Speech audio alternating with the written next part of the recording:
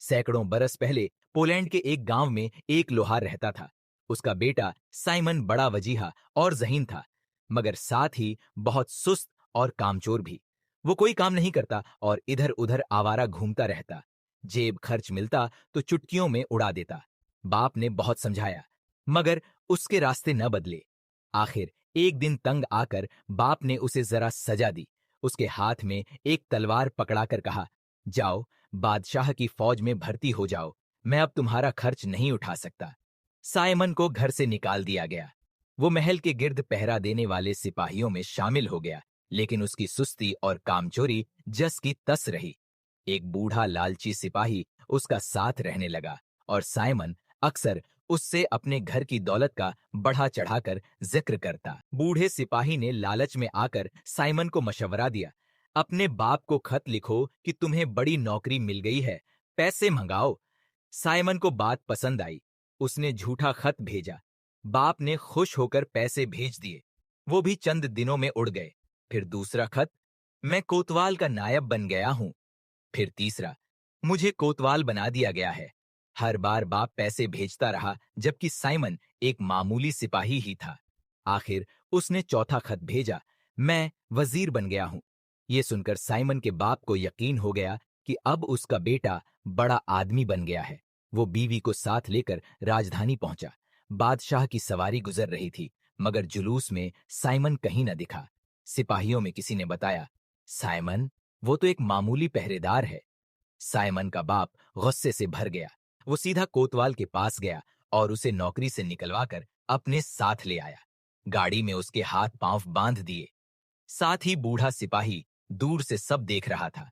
उसने रास्ता काटकर साइमन की रस्सियां काटी और उसे भाग जाने को कहा।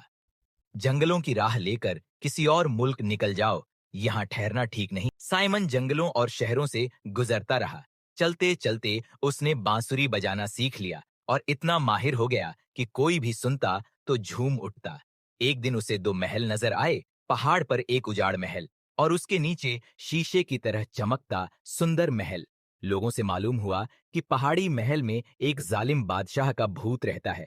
जिसने भी उसे भगाने की कोशिश की, वापस न लौटा। नया बादशाह और उसकी बेटी शहजादी सूफिया नीचे वाले महल में रहते थे। बादशाह ने ऐलान किया था, जो उस भूत को भगाकर खजाना ले आएगा, उसी से सूफिया की शादी होगी। कई शहजादे मारे गए, अब कोई राजी न होता। शहजादी रोती रहती थी। साइमन ने फैसला किया, मैं भूत को भगाऊंगा और शहजादी से शादी करूंगा। अगले दिन वो महल के पास बैठकर बांसुरी बजाने लगा। शहजादी ने आवाज सुनी और उसे बहुत पसंद किया। वो खुद बाहर आई और उसे महल ले गई। बादशाह ने उसे दरबारी गवैया बना दिया। साइमन ने ऐलान किया कि वो भूत को भगाने जाएगा। साइमन पहाड़ पर वीरान महल में दाखिल हुआ। अर्धरात्रि में एक भूत सुर्ख आंखों और चाबियों के गुच्छे के साथ सामने आया। यहां किसकी इजाजत से आए हो? साइमन ने बेधड़क कहा, लोहार का बेटा हूं, भूत हमसे डरते हैं। भूत ने उसे कमरे खोलने को कहा, लेकिन साइमन हर बार इनकार कर देता। यह तुम्हारा महल है, तुम ही खोलो।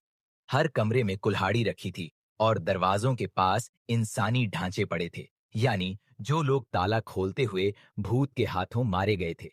कमरे दर कमरा आगे बढ़ते हुए भूत सफेद होता जा रहा था। उसके बाल, उसका चेहरा। 12वें कमरे में पहुंचकर भूत पूरी तरह सफेद हो गया और बोला, अब मेरी सजा पूरी हुई, अब मैं आजाद हूं। 13वें कमरे में तुम्हारा खजाना है। मगर साइमन ने मौका देखकर कुल्हाड़ी से हमला किया। भूत चिड़िया बनकर उड़ गया, लेकिन हमेशा के लिए गायब हो गया। साइमन ने सुबह चाबियां उठाईं और 13वें कमरे का ताला खोला। अंदर हीरे, जवाहरात, सोने की ईंटें भरी थीं। खजाना लेकर बादशाह और शहजादी बेहद खुश हुए। साइमन ने कहा, शादी से पहले मैं अपने माँ बाप को लाना चाहता हूं। बादशाह ने पूरी शान शौकत के साथ उसे रवाना किया। रास्ते में वो एक सराय में रुका, जो असल में डाकुओं का अड्डा थी। आधी रात को डाकुओं ने हमला किया। उसके सारे नौकर मारे गए। साइमन ने जान बचाने के लिए मरे होने का नाटक किया। डाकू उसका सामान लेकर भागे तो वो भी खिड़की से कूदकर जंगल की तरफ भाग निकला। सुबह वो गांव जाने वाले रास्ते पर पहुंच गया। लकड़हारे उसे पहचान कर घर ले गए। मां उसे देखकर रो पड़ी। बाप ने उसे तहखाने में पाया और नाराज होकर बस बकरियां चराने को दे दी। साइमन चुपचाप जंगल में बांसुरी बजाता और बकरियां चराता रहा। उधर शहजादी इंतजार करती रही। आखिर एक दिन वो शिकार का बहाना बनाकर अपने नौकर चाकरों के साथ साइमन के गांव की तरफ निकल पड़ी।